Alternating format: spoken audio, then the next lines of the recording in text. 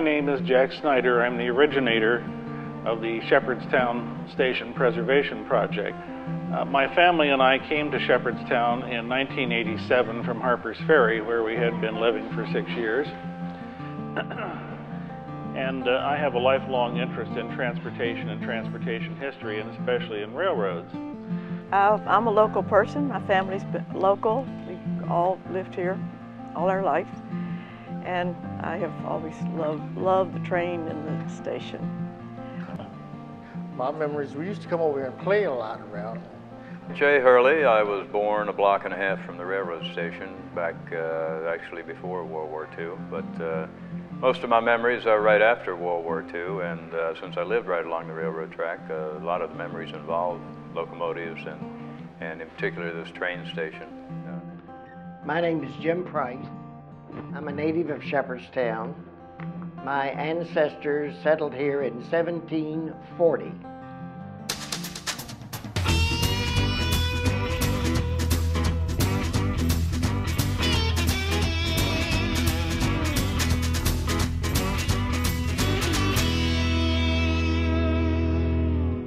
In 1999, the town council appointed me Historian Laureate. What does Historian Laureate mean? One definition is that I could be questioned but never doubted. And so I'm going to try to speak from memory about the train station, but we'll also read a couple of excerpts from C. Shepherdstown, Volume 3, published in 1996 by the Historic Shepherdstown Commission, for which I wrote the text. So to start the story about the train station, we're going to start about the railroads.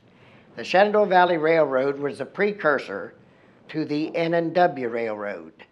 And on July the 9th, 1880, the first railroad train passed through Shepherdstown for the Shenandoah Valley Railroad.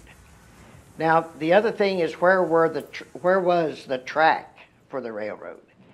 It, as you cross East Main Street, the track lay just east of or behind what is now, in 2010, Tommy's Pizza. And it ran directly north, going through what is now Cullison Park, what is now Rumsey Monument Park, neither of which were there, obviously, at the time, to line up directly with the new railroad bridge, which is now known as the old railroad piers. In the late 1890s, the Norfolk and Western Railroad bought out the Shenandoah Valley Railroad. And they wanted to change the lay of the track and the track bed coming through Shepherdstown. Town council was very firm, and they won the case, the negotiating case, that there were three things that the new railroad had to do. Because at this time, up until this time, the railroad station, both passenger and freight station, was south of the town limits. It was really in the county. So it was south of Washington Street, several hundred yards, right along where the railroad track is today. But the town said, if you want to change your railroad bed going through Shepherdstown, you're going to have to meet three specifications. You're going to have to build a new railroad station within the town limits. Number two is that you're going to have to take up the old track when it is built. The third specification, and that was they were going to have to, before they had permission to lay a new track bed through town, they had to put a watchman at the Washington Street crossing, which is right where it is today. So they built a small wooden hut on the north or left side of the Washington Street if you're heading out Route 230, and they hired watchmen to walk out into the middle of the road and put a pole with a stop sign on it up in the middle of Washington Street to stop vehicular traffic to let the train pass. You had to build a new station within the town limits. So finally, the Norfolk Western agreed to that, changed the railroad bed to its present position, and had built a new bridge east of the old bridge, old railroad bridge, and used it. And as we know now, the way that the track bed is laid, the trains go out across the bridge, out across the Potomac, either heading north or coming into town heading south on what is now known as the new railroad bridge.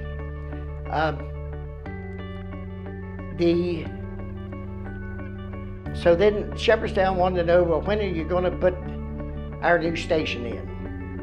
And so the station was started, and on November the 20th, I think, but in November of 1909, the keys to the station were handed from the construction companies and the contractors to the railroad. Now, I would like to read an excerpt of what appeared in one of the weekly newspapers, the Shepherdstown Register, on 11/18/1909, about what the station was like, the new railroad station. Quote, "The station is handsomely designed and excellently constructed. It is 100 feet 6 inches long and 27 feet in depth or width. It is built of pressed brick with granite trimmings. The agent's office is in the center, facing the track, with wrought iron gratings to protect the windows and handsome brass wickets for the ticket windows.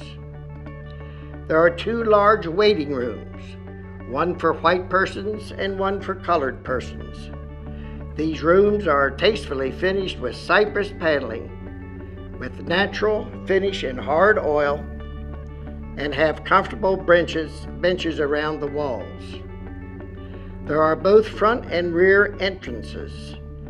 Connecting with each waiting room are 2 toilet rooms, one for men and one for women. The passageway connects the 2 waiting rooms.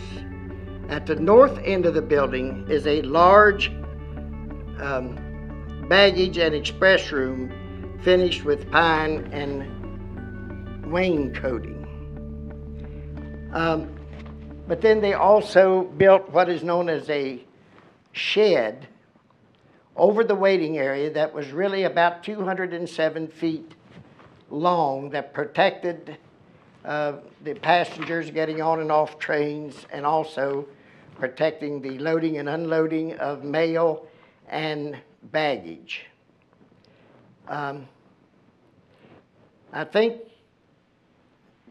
W.W. Waddy privately contracted to handle the mail and the baggage, and even though the old station, which was south of town, now owned by the N&W Railroad also, was used, this is where the trains unloaded the baggage and the mail. Mr. Waddy's ticket office was in the new station. Right during World War I, along came the Railway Express Agency. This was a private company who contracted with the U.S. Postal Service for carrying mail and other baggage and freight. Mr. Waddy was a private contractor, and he moved his office down to the new station. Later, he would become the station master also. And I remember that when Mr. Waddy's office for the Railway Express Agency, which was unloaded there, and then until 1919, was hauled to the town by horse and wagon, excuse me. And the freight office was a small brick building, no longer standing on King Street, just behind the corner building, which is the old Sheets Tavern, which in 2010 is the China Kitchen. There was another brick building just north or behind that building on King Street. This was the freight station. And then later, in the 1920s, it changed to when the post office was moved, and then it was hauled directly from the train station to the post office, which by this time was in the west end of what is now the sweet shop at the corner of German and King Streets. And Mr. Waddy employed one nicknamed Rollie, R-O-L-L-I-E, he spelled it, Shaw, spelled like show, S-H-O-W, but pronounced Shaw.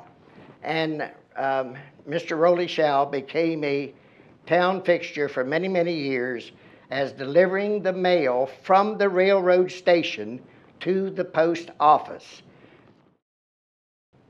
I also remember that Mr. Waddy, and the mail cars were connected to a passenger train, and there were usually two trains during just before World War II, during and after. I think there were only two trains, two passenger trains, one in the morning, one in the afternoon. But each time that train approached, Mr. Waddy had a special jacket he would put on with brass buttons, on which to his left lapel was a brass nameplate identifying him as station manager. And then he had a special cap that would, like the old fireman's caps, New York policeman's caps, railroad conductor's caps. And he would put that on because when he left his office to push the mail cart to the mail car, he was now an official. And if he was attacked in any way or anything, then this was a federal felony. And the minute he would get finished with his chore, he would take off the jacket and take off the cap, and then he would become the station master again. There was a large pole on the on the west side of the track. And at the top of that pole, which Mr. Waddy could reach, I think, and if not, he used a smaller pole. This was a stationary pole, to which was attached a bamboo ring that would operate something like a key ring, where that if the railroad contacted him by telegraph that they had a message for this approaching train crew, he would put that message in an envelope and put it or snap it or lock it into place on this large bamboo ring. If the train was heading south, the engineer reached his arm out and ran it through as the train passed. If it was heading north, it would be the brakeman, the second man in the engine. This would come off like a ring on a merry-go-round. It would come off on his arm.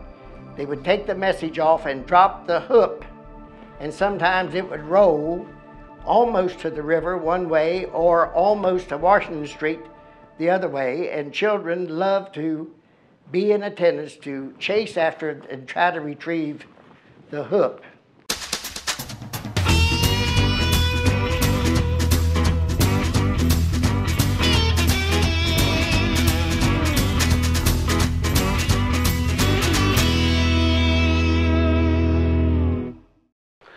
Well, once we came to Shepherdstown, I saw the old station here, which at that time was closed up and boarded up.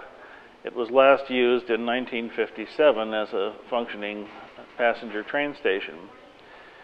It was filthy. The area around the station was decrepit, and it certainly looked like it was a good candidate for being fixed up and restored. So in 1990, I became part of the Historic Shepherdstown Commission working group.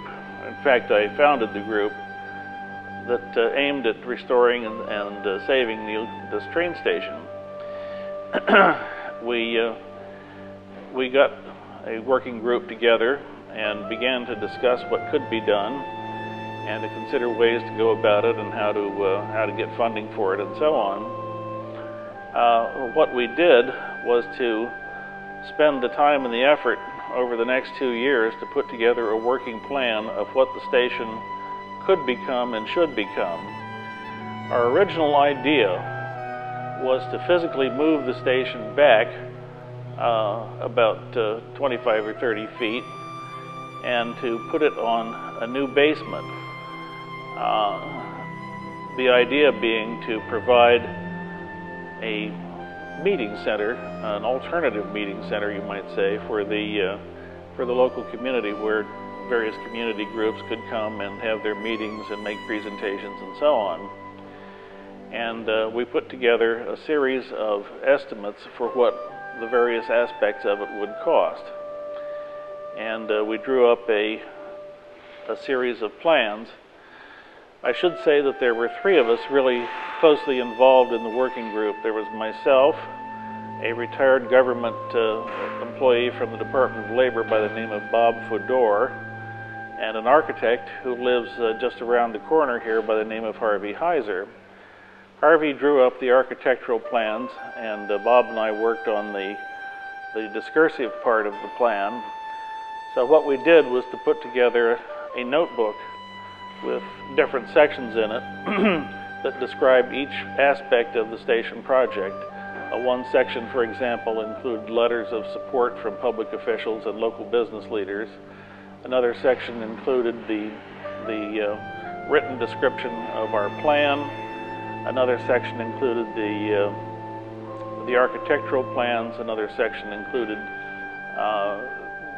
historical information about the station and historical societies that can provide information and so on. And we used this notebook.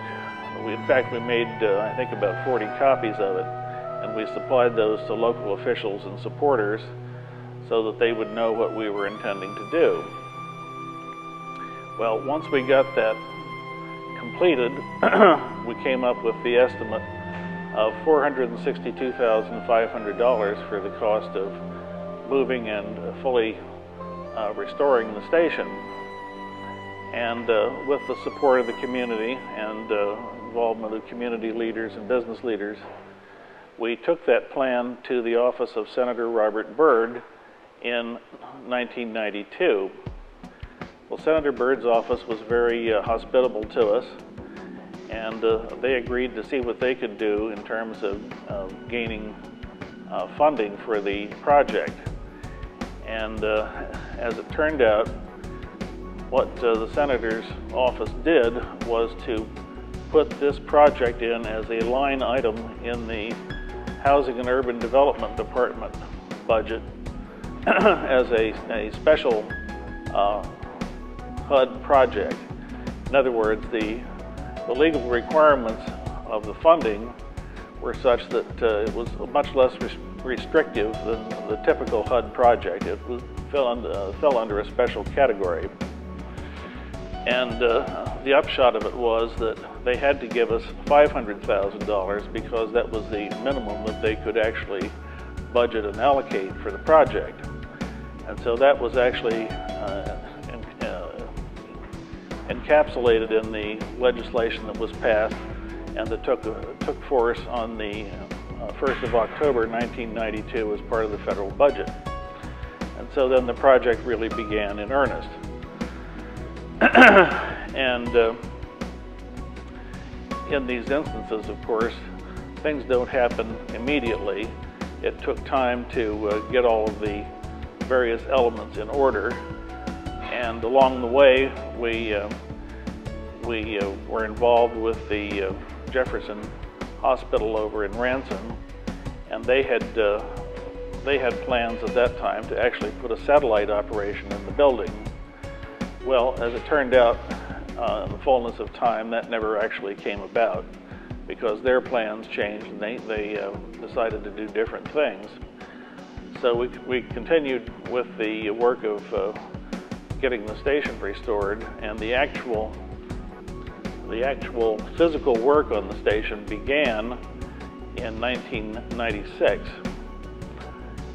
and that involved a contractor from Hagerstown, Maryland, called Antietam Construction, and they did the actual physical work of cleaning up the station and getting the building back in order. The large windows that you see here in the waiting room were actually one of them no longer, two of them no longer existed. They had to be rebuilt and put back in place. The railroad company had used this building for many years as a storage building, and track equipment and so on was actually brought in on sections of rail inside the building. Plus there were shelves in this main waiting room that were used for storage of paint and supplies and so on and so forth. And all that had to be removed and everything cleaned up. Also, the building had originally had 4 bathrooms. There were 2 inside entry bathrooms for the white population, and there were 2 outside entry bathrooms that were used for the black population. That was simplified into just 2 bathrooms. The former dispatcher's office was cleaned up and rehabilitated, and the former black waiting room then, along with the freight room, was converted into a dentist's office. We had originally intended to get a physician into the building as a tenant, but that proved to be impossible.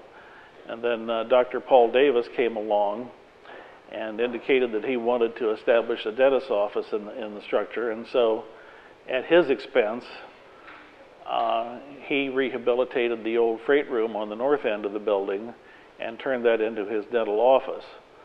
And that, however, came a little bit later in the project. In 1997, in July of 1997, we reopened the station to the public and held a celebration here so that everyone was invited in. We had the mayor of Shepherdstown at the time, Audrey Eagle, was here to preside, and we took photographs and documented the whole process.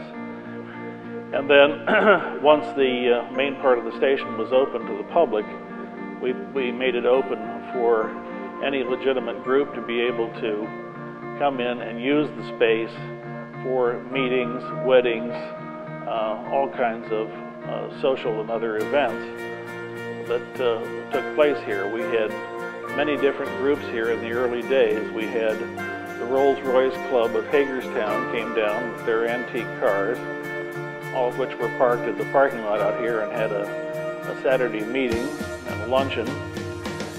We had many other groups. There were weddings in here. There were town events held in here, public meetings of various sorts, and the station continues to be used for that purpose to the present day. Then Dr. Davis was in the process of restoring the the freight room at the north end of the building for his office, and that opened a couple of years later. And he is still there and still a tenant in the building. The building itself is administered by a corporation, a non-profit corporation that we set up in 1992 called the Station at Shepherdstown Incorporated. I was the president of the corporation, and our board consisted of a number of people, most of whom are now elsewhere doing other things. But one of the ex officio members of the board was the mayor of Shepherdstown, Vincent Parmesano, and one of our board members was Major General Robert Ruth, who now resides in Texas. He then resided here in Jefferson County and was very successful at raising additional funds for various projects related to the station. This bench that I'm sitting on is one of two. The other one is in Dr. Davis's waiting room. Both of these benches actually came from an old train station that had been at Duffields, West Virginia, that had opened in 1884 that belonged to the Baltimore and Ohio Railroad. The station here that we have restored belonged to a different railroad, the Norfolk and Western. Now, this bench and the other one like it were actually discovered in the basement of a church in Harper's Ferry. And at the time they were covered with multiple coats of old brown paint. We had them taken out of the church. They were donated to us. And we had the paint removed and had them restored for use in this station. And here they remain to this day. But they are authentic railroad waiting benches from the 19th century. The original furniture, the original benches and waiting room furniture from the station had disappeared long ago, and we have never been able to trace it. We have no idea whatever became of it.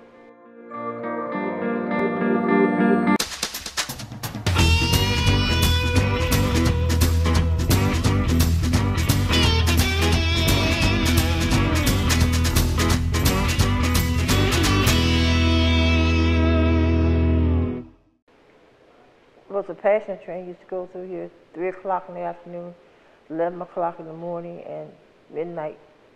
Go to Pennsylvania and come back and go back to Norfolk, Virginia. We used to watch the train go by. We used to come over to the station with Mr. Waddy. There was a room for the white and a room for the colored, a restroom also for both white and colored residents. Mr. Roy Shaw used to pick up the mail on the back of the train station and take it to the local post office in Shepherdstown. That's my memories. My memories, we used to come over here and play a lot around when they had the mail carts out there, the long ones, where they put the mail on. We used to get on it. Mr. Rolly Shower sometimes would put us on and let us ride over towards the mail. We watched them get mail off the train. And old man Parks, that used to work here. I used to work on the train. Used to put the mail out there, which lived here in Shepherdstown. And we watched the trains come in at 11 o'clock in the morning and 1 o'clock at night. And I think one came down at 2 o'clock, going back and forth. There wasn't much to do to watch it because really wasn't that much, you know, wasn't a lot of heavy traffic around at that time. They used to catch the train going to Hagerstown and then going to Charlestown. So that was the only transportation a lot of people had at that time. Well, the white had to come in one room and the color would have to go to another room and have a conversation if they wanted to have a conversation. But they both had to use separate restrooms. Separate rooms for both. Along with segregation, ever since I can remember until I guess 1960 or 65 or desegregation was ended.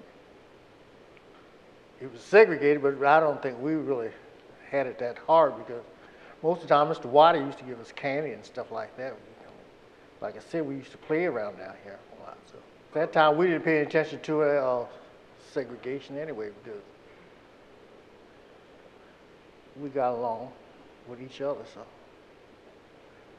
I mean, I did. I don't know about everybody else. But at that time, we got along with one another because we all grew up together here in Shepherdstown. So. A few little hardcore ones, but not too many of them around here. So, to say that it's a town that I don't think it really had hard segregation. To me, I never felt that way anyhow, so I never knew. Every now and then, you might run into a little bit of it. Like we see it on television or how they said it was years ago, but I don't think we had it that bad. So we used to come over at the station and meet people all the time. So. With the little roof over top, they had a roof over top that would go at least from one end to the other end. We'd get under there sometime when it was raining and play there. And watch them take the mail off and then ride that little that little wagon that they had for Rollie Shire and them would have it.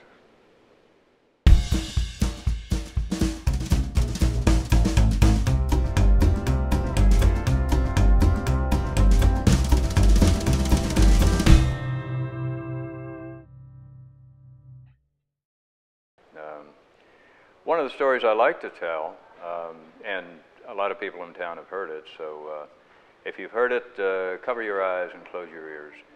But I was a little lad, probably 5 years old. My mother noticed that the passenger trains were becoming less and less, and the number of people on the passenger trains were becoming less and less. And she sort of anticipated that the passenger trains were dying out. And one beautiful day, quite like today, bright, sunny, she took my brother and I a block and a half down the road to the train station here and walked up to the teller's cage and bought 3 tickets from Mr. Waddy and 3 tickets to Sharpsburg, just north of Shepherdstown. The next passenger train came through. We got on the train. We rode the 4 miles to Sharpsburg. We got off that train, and we walked back to Shepherdstown. And that was one of my earliest memories. I can still remember looking out the passenger car window, going across the railroad bridge, and not seeing anything under me but water, and it was a long way down. But other memories, the railroad station was an integral part of town.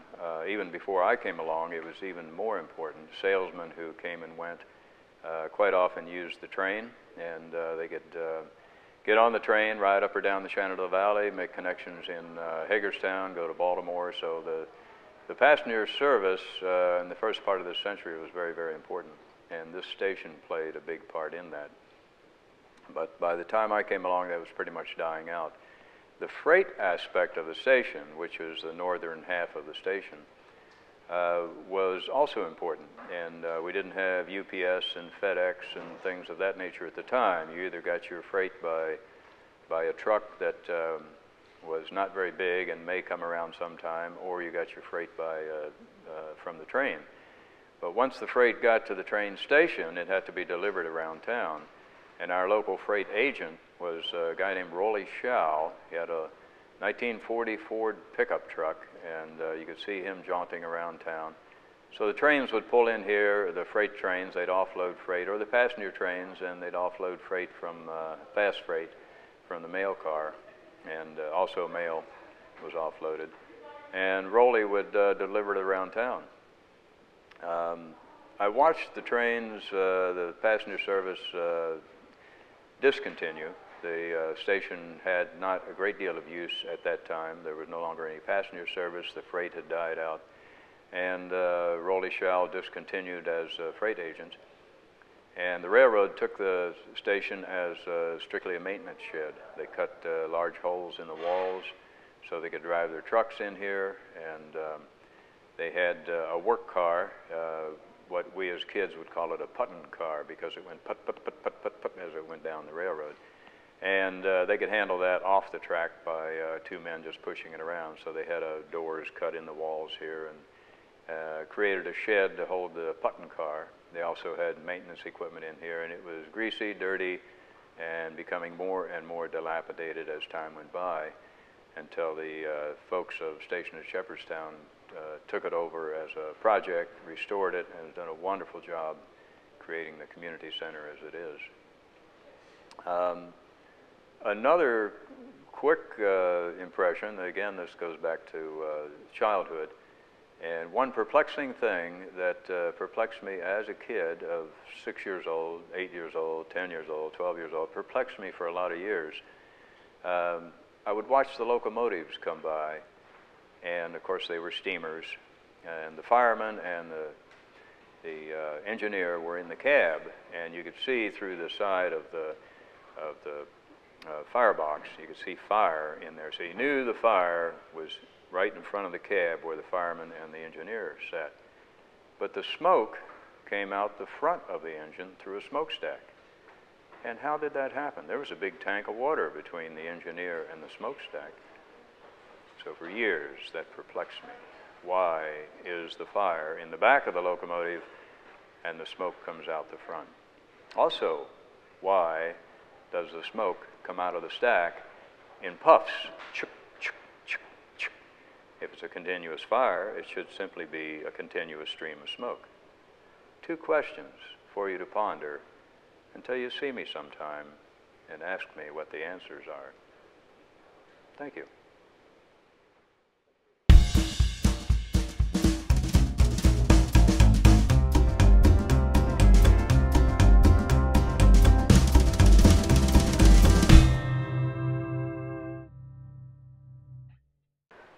Well, I lived on the corner house real close, and on Sunday morning we would get our offering for Sunday school to go to the Reformed Church. But we'd always stop at the train station because they had a vending machine where for a penny you could get a piece of gum. They had 4 selections, I think, 3 or 4. One was Dentyne, one was spearmint, and one was a chiclet with peppermint. That's where part of our offering would go, and then we'd go on to Sunday school. And I can remember coming here, meeting my great aunt. She came from Roanoke on the train, and then we would bring her back down to the station. She'd go back home in the fall. And she could ride free because her husband worked for Norfolk and Western, so she had a pass that she could go anywhere. We could see all the trains from where I lived, and we spent a lot of time over here. We'd even walk on those tracks. They frown on that now, but we used to walk on them all the time. And they would get the mail here. Mr. Rolly Shaw would bring his little pickup truck, and they usually get not even a full bag of mail off the train.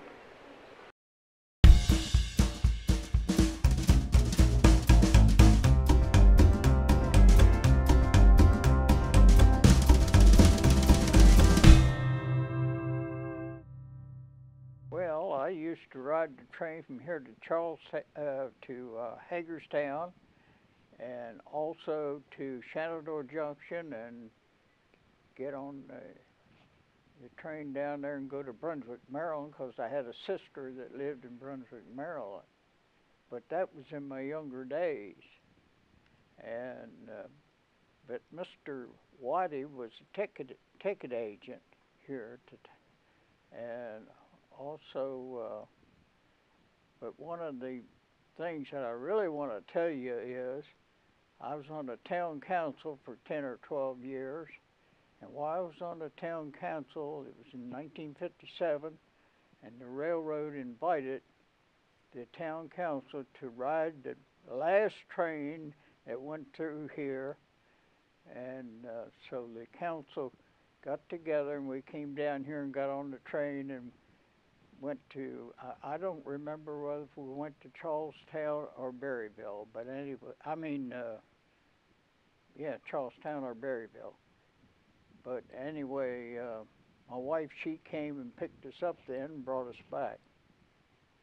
So Mr. Let's see, Mr. White was the mayor at the time, and of course he went along. But that's the main thing that I had to tell you was that I rode the train for the last time and was invited to do that with the council.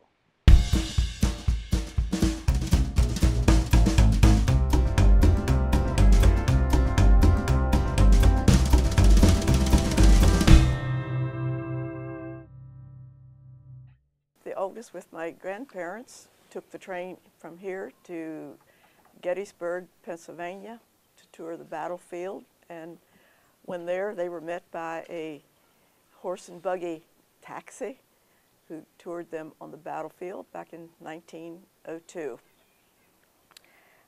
And then my mother lived here, and my grandmother would take her to Hagerstown from this station to go shopping in Hagerstown. It was the only way they could get there when they didn't drive cars or didn't have cars. So they would get on the train and go to Hagerstown for a full day of shopping and get on the train late afternoon and bring the train home here to the station, all coming and going from the station at Shepherdstown. Then I have ridden the train quite a few times myself when it was a passenger train, and came here to buy our tickets in 1945. I got the train all by myself. My mother brought me here and put me on the train to go to Massanutten Springs in Waynesboro, Virginia, to go to church camp. And I remember going into the window to buy me a ticket and put me on the train by myself. And then in 1946, I took the train again down to Elkton, Maryland, which is down the valley, and took this train to go to church camp again, and had to get on the train to come back. But I missed the train one time, so I don't remember how I got home. And then in 1947, I talked a girlfriend into going to camp with me, Barbara Knott, and she and I rode the train together. But I remember the first time, it seemed like we were 4 hours getting to Waynesboro, Virginia, down the valley. So I have enjoyed riding it as a passenger train. I have a lantern from the Shenandoah Valley Railroad, which was the Shenandoah Valley before it was Norfolk and Western. And this is a lantern. It's inscribed with SV, our Shenandoah Valley Railroad. Something similar to what would have been on the railroad. Yeah, yeah. Well, this was the Shenandoah Valley before it was Norfolk and Western. And then it converted in late 1800s.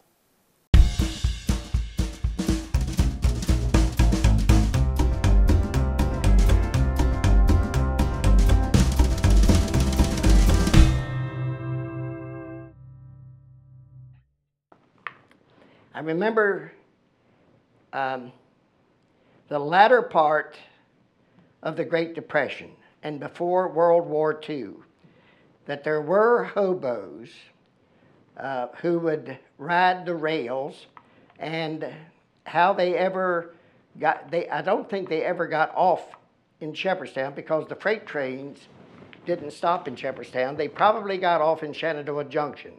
But that's how they would ride the rails. But I remember a few times seeing them, and sometimes they would be standing between the cars, spraddle-legged at where the cars were connected. During World War II, passenger trains would zing through town unexpectedly, full of troops with machine guns, manned machine guns, 2 or 3 on top of spaced out. Sometimes the blinds were drawn So we didn't know really what kind of troops were there. At other times, soldiers never to be seen again, probably by anybody in Shepherdstown, would hang out the windows, and the people who just happened to be there on at an unscheduled time when the train was coming through would cheer the soldiers on. Sometimes tanks and large cannons would pass through, and we as young teenagers during World War II were enamored that the real war was this close to us in Shepherdstown. The end.